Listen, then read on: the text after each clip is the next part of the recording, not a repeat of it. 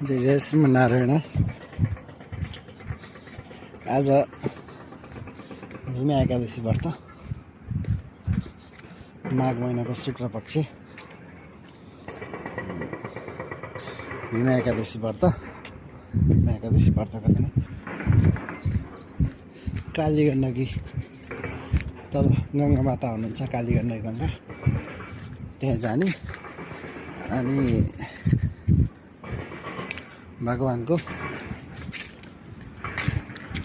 एकछिन ध्यान गर्ने। अब कीर्तन गर्ने, सबै थोक गर्ने। त्यही भएर आज गङ्गाजीलाई दर्शन गर्नको लागि फेरि हिँडियो। तल जान त लगभग दैनिकी जस्तै जान्छु म जान त। आज पनि त्यस्तै भएर एकादशीको पुण्यतिथि परेकोले गर्दाखेरि पनि झनै धेरै फल मिल्थ्यो। त्यही भएर गङ्गा तल काली गण्डकी हुनुहुन्छ, दर्शन गर्नको लागि तल गएर भगवान्लाई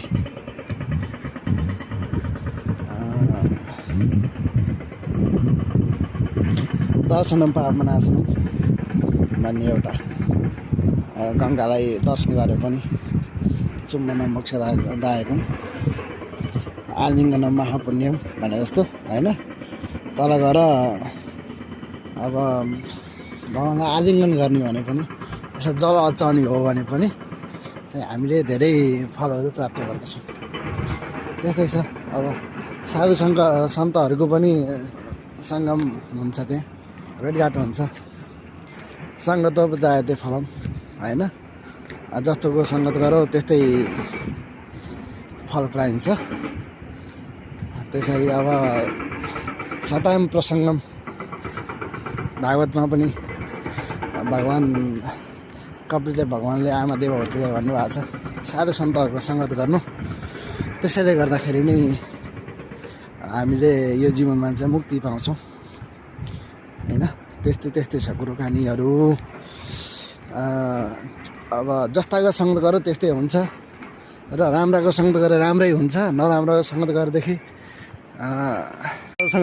चाहिँ नराम्रै हुन्छ भन्ने एउटा कुरो छ। कस्तो भन्दाखेरि अब किटोपी सुमनासँग जो किरोले चाहिँ अब राम्रो फुलको सङ्गत गऱ्यो भनेदेखि साधु सन्तको शिरमा पनि जान्छ, भगवान्को चरणमा पनि जान्छ।